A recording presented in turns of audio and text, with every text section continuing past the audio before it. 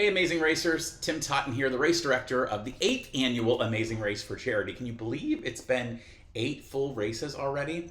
Now that's coming up on Saturday, April 2nd. It's important to note that even if you have been watching the weather forecasts, we are still doing our event.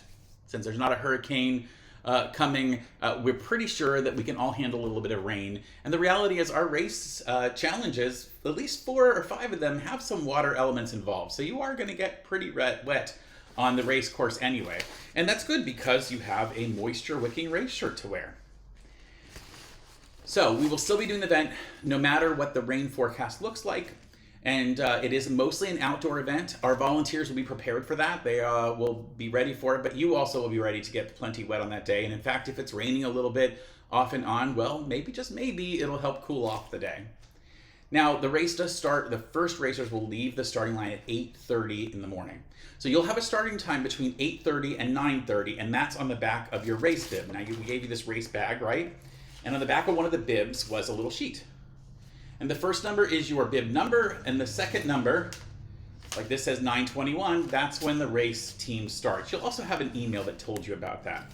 Now, because of the weather, we do want to make sure that if you bring anything on the race course with you, that you have that bag you can use to carry it in, like your cell phone or something, but we encourage you to place that into some kind of a waterproof container. Now, the important thing about your cell phone is, while you're welcome to bring it on the course, and we really encourage you to take lots of pictures and video and have a great time and share it with people, just make sure if you get to a challenge that requires math or some other knowledge or trivia or something else, you don't use your phone for that. That would be cheating. But use your phone in every other way. We'd love to have you do that. Also, maybe bring your keys, because you're going to need to get your car again at the end of the race. Speaking of your car or however you got there, we are not starting and stopping at the same location this year like we did last time. This time we are finally going to put people back on buses, and the buses will take you from the finish area where you'll park your car and be able to end. They'll take you from that area to the starting line. So that's before the race even starts. So you need to get to that point at least 30 minutes, maybe for 45 minutes before your actual starting time, so you can get to the start line and get lined up in the right amount of time. We will not be changing anyone's starting time, so if you don't get yourself to the bus in time and you're late to the starting line, your time already started. You'll just get started at the next possible group. So you want to make sure you get there kind of early if you really care about the time portion of it. And to make it easier for all of us, please, you need to make sure you're there before 9:30, because that's when the last people leave the starting line. The bus is going to pick up in Farron Park, exactly where we did the peanut butter and jelly drop-off last year. It's on Farron Park Drive, right at where Magnolia ends in Farron Park Drive, and there's a big fountain in the middle of the park, and it's going to be right outside those gates on Farron Park Drive. So you'll look for a couple of tents or some kind of a big group of people who are there, and the buses will be stopping there to pick people up. Now, parking, the best parking is going to be the large lot on the corner of McDonald Avenue and Bay Street. And if you literally just walk over toward the lake from there, you'll be in Farron Park, and then you'll head south in Farron Park to the end opposite the band shell where the fountain is, and you'll see the people lining up on the street to get on the bus. That's also where you'll drop off a donation, hopefully if you choose to bring one, for Lake Cares Food Pantry. We're doing a protein drive for them, which means, if you read your emails, you'll know it means like canned chicken or tuna or peanut butter, those type of things. And we're hoping to do a big food drive for them to help the major need for food relief for people in this community who are needy right now. So hopefully you'll do that. It's not required for you to get on the bus, but we'd love for you to do it if you can make that donation to them. In addition to bringing your race bag if you want to, and having your maybe phone in there or the keys so that when you do finish the race in Farron Park, you can get back to your car, we also encourage you to bring $5 per person on your race team to give to challenge number 15, which is a carnival game challenge. Now, the reason you want to do that is that if you don't get super lucky at that challenge, you're going to have to do some pretty heavy physical activity, and that $5 will buy you out of that physical activity. The money goes all to a great cause, and we really appreciate that you doing that. It's going to help people who are living through cancer treatment and need help with their household bills while they are out of work and dealing with cancer treatment. So it's a very worthy cause for you to do, and we hope that you'll consider bringing that $5 donation per person. Otherwise, you're going to have to do a whole lot of physical exercise 3/4 of the way through a race that you might not want to do. All right, other parts that I need to point out to you is while there will not be a finish line festival in Farron Park, there will be a nice big finish line with our timing company, and they're going to time, Affinity Tech Solutions is helping us this year, volunteered last year and this year, and they will be reading your race bib as you come across the race course. So you have to make sure that this bib is pinned to the front of your race shirt. There's 2 different colors this year. These are for the people who've raced every single year. You have to wear your race shirt in the race. Please do not bring another outfit that you made at home. You are welcome to dress up in costumes, and we will, of course, be noting who has the best costume and giving some recognition for that.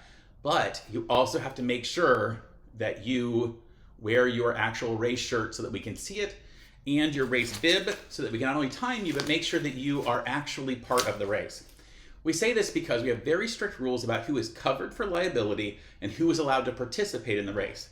Only approved paid participants are allowed to be on the race course participating in the challenges. Approved people are anyone who is paid, who is over the age of 10. You're at least 10 years old or older. We do not allow anyone under the age of 10. So please do not bring children under the age of 10 to either follow along or be part of the race. They actually have to be at least 10 years old. That's not only for our liability issues, but that's for the people who have followed the rules and haven't participated until they were old enough. We want to make sure that we're being fair to everyone and that we're going to be safe.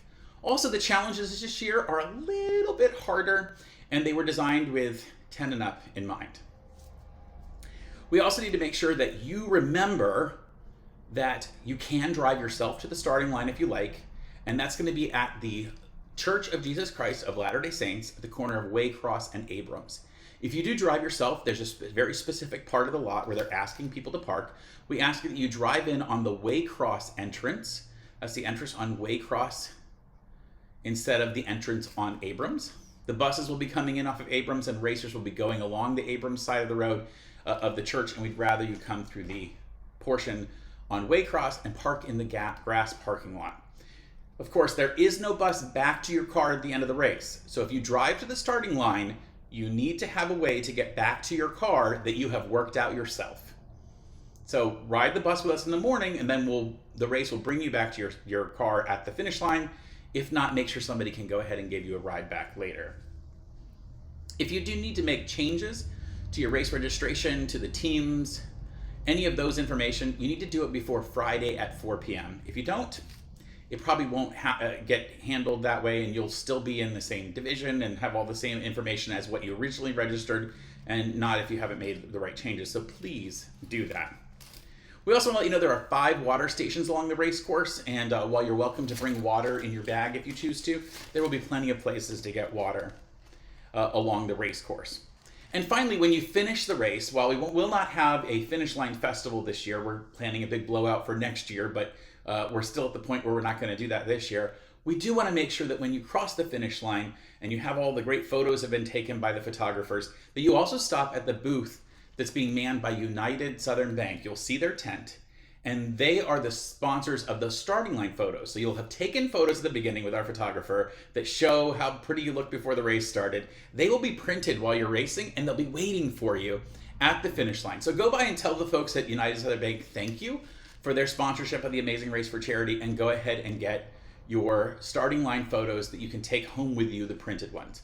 And don't forget, after the race is over, we will publish in the next day or two after the race all of the photos from the event, and hopefully there'll be a number of them with you and your teammate and your other friends and family in those pictures. And please feel free, those are completely free and open for you to share with everyone you know. Gosh, I don't know what to tell you other than I cannot believe we have been 8 years into this amazing event, and we are just having the greatest time. With your help this year, we will pass more than $240,000 given to charity over the life of our event. It is unbelievable that we can do that with an all-volunteer group. So thank you so much for coming. We look forward to seeing you on Saturday. And rain or shine, we're going to have an amazing day. Bye.